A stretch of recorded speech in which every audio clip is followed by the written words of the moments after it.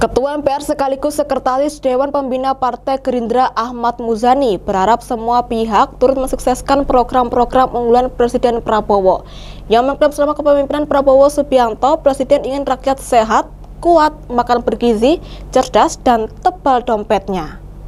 Saudara-saudara sekalian yang saya hormati, konsentrasi pemerintahan Prabowo hari ini adalah menyukseskan program makan bergizi gratis, menyukseskan sekolah rakyat, menyukseskan koperasi merah putih, dan masih banyak lagi program-program yang lain. Makan bergizi gratis adalah upaya bukan hanya meningkatkan gizi para generasi pelanjut kita 10-20 tahun yang akan datang. Tapi makan bergizi gratis diharapkan juga bisa meningkatkan gairah ekonomi di daerah-daerah, bisa meningkatkan partisipasi angkatan kerja, bahkan untuk jangka panjang bisa mengurangi beban BPJS karena akan tercipta generasi yang lebih sehat dari yang sekarang ini. Memang dalam program makan siang gratis yang sekarang dikerjakan dan sudah mulai puluhan juta orang menikmati, siswa, ada beberapa catatan, ada beberapa kekurangan, dan itu pemerintah tidak menutupi hal itu, tetapi pemerintah akan terus memperbaiki setiap masalah, setiap komplain, setiap problem yang dihadapi di lapangan. Tetapi saudara-saudara sekalian yang saya hormati, banyak para siswa, banyak para santri, banyak para anak-anak sekolah-sekolah di daerah-daerah yang merasa terbantu dengan program ini. Bayangkan, mereka sekian tahun tidak pernah makan pagi untuk berangkat ke sekolah, kemudian mereka sekarang makan siang, makan bergizi gratis, dengan menu yang dianggap memenuhi gizi yang cukup. Maka itu diharapkan dalam 5-10 tahun yang akan datang, akan tercipta generasi yang sehat. Inilah yang dilakukan oleh pemerintah Prabowo dalam masa kepresidenannya beliau. Memang program ini adalah program bagaimana menanam masa depan, agar generasi yang akan datang akan tumbuh kuat, sehat. Karena itu kalau kemudian program ini diukur dalam hitungan bulan, tentu saja tidak terlalu fair karena program ini adalah program untuk jangka panjang. Termasuk bagaimana menciptakan tenaga kerja.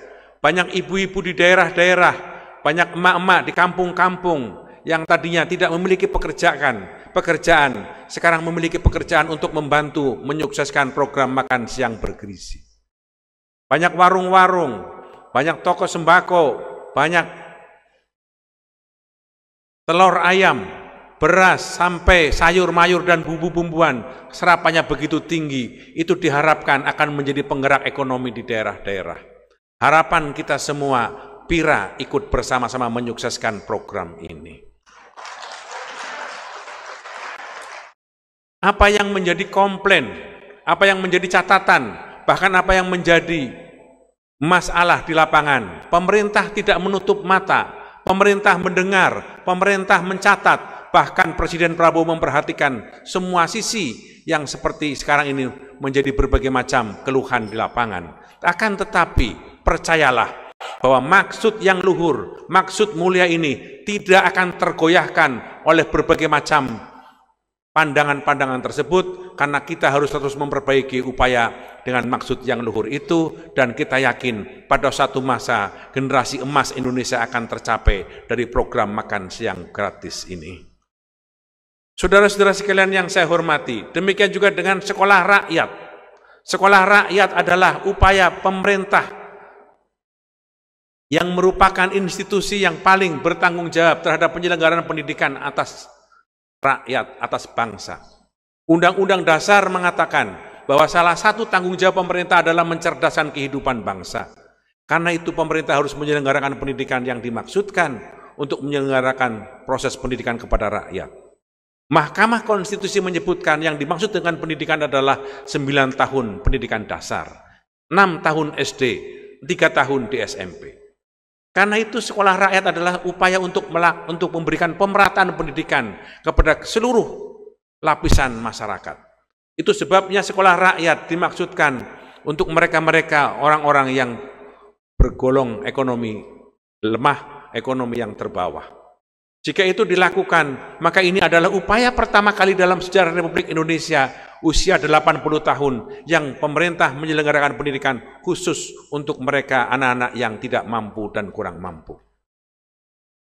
Termasuk bagaimana melakukan upaya untuk menyukseskan Koperasi Merah Putih yang sekarang sedang dalam penyelenggaraan dan persiapan untuk dilakukan pematangan.